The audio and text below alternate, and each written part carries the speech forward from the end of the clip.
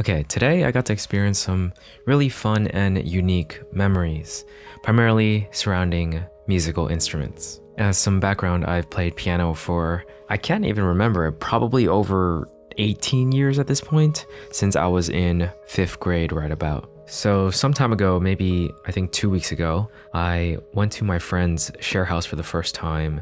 It's gonna be the share house that I'm going to move into, and I met someone there that was a violinist. We got the opportunity to talk a little bit. I shared my originals with her, and she shared some videos of her playing violin, and I just asked if she wanted to try doing some sort of like piano violin type of thing. So that's what we did today. At first we went to Kyoto Station because there's a piano, I've talked a lot about it, in one of the higher floors, and I thought that since it's open, since it's just there, you can play the violin and the piano at the same time there. Unfortunately, when we were about to start, one of the people, I guess, that works there at Kyoto Station just told us that we can only play the piano and not the violin, which is very, very disappointing and unfortunate, but we didn't let that stop us. I kind of somewhat thought about that situation, not necessarily someone telling us we couldn't do it, but more so like there being too many people in line to play the piano, so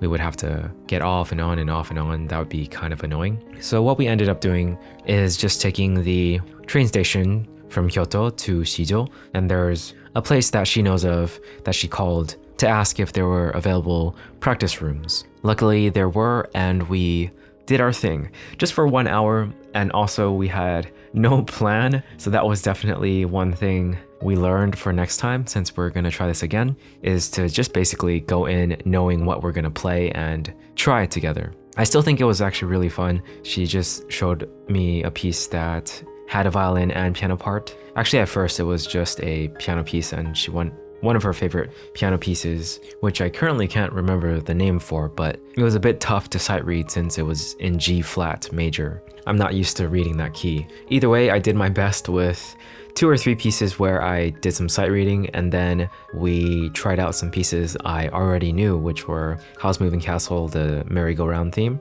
merry-go-round life, and the Ashtaka and San theme. Those were 2 pieces I was very comfortable playing, so it was mostly her sort of listening to what I was playing and playing at the same time.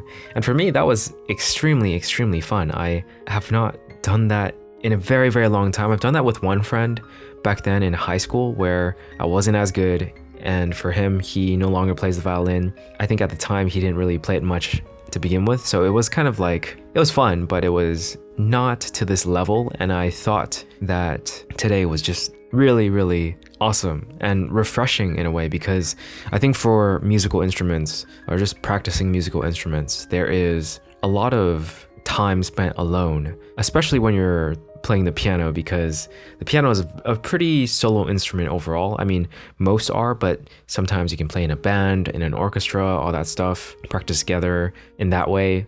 It's kind of rare to see 2 pianos together and 2 people playing the piano together. You can do a 4-handed piano. That is probably something I want to experiment with more.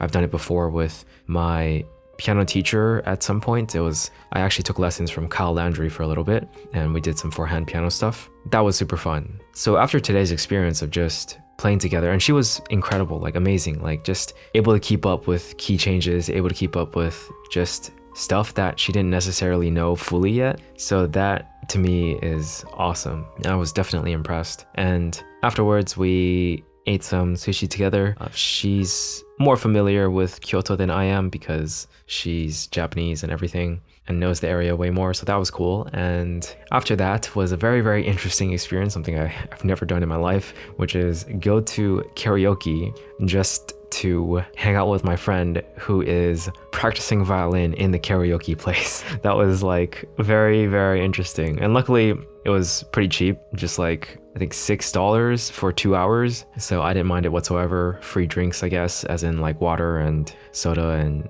other stuff. So I guess in a way that was worth it. It was more like a free concert in a way, a solo violinist concert, getting to listen to my friend play and practice. At the same time, I was also looking up some Airbnbs and hotels for some future trips while I'm here in Japan. And she would occasionally stop to talk to me, even though I was trying my best to be invisible because I didn't want to disturb her practice. It was definitely my proposal and idea to hang out or hang around while she was practicing, because originally she was gonna just do it on her own. So she did say that was the first time anyone's ever joined her, and she was nice enough to occasionally have little conversations here and there, mostly about the violin stuff and the music stuff, which I found very entertaining. So this was the second time I got to meet this person. The first time we barely talked for like 10 minutes. So I think it was pretty incredible that we got along really, really well, and that she's a very, very nice person, practicing her English a lot. Her English is already really like pretty solid.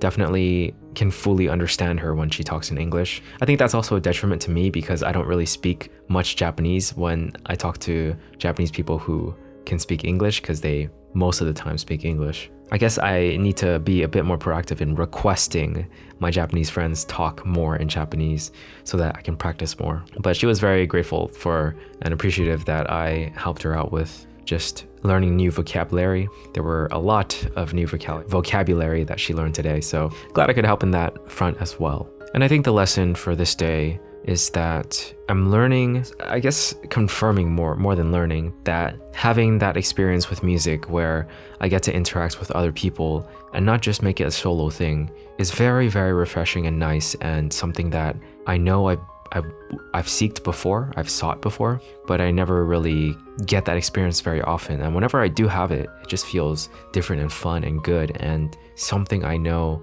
that just makes the thing I love even more awesome, even more appealing and fun. So it's definitely something I need to take into account more and be a bit more proactive with. I will try to have more sessions like this with my new friend, but also once I'm back in California or just wherever I am, I should try more to find that, because I think it's cool to listen to someone else play and then play my thing, and then they listen to what I'm playing. But I just think it's so much cooler when two or more people are playing together, like a band essentially.